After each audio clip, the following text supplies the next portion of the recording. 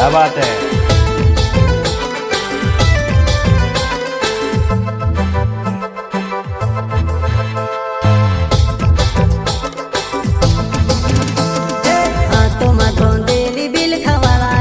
आदिवासी जंगल रखवाला रे, आदिकालसी जंगल में रह जयाम आदिवासी जंगल रखवाला रे।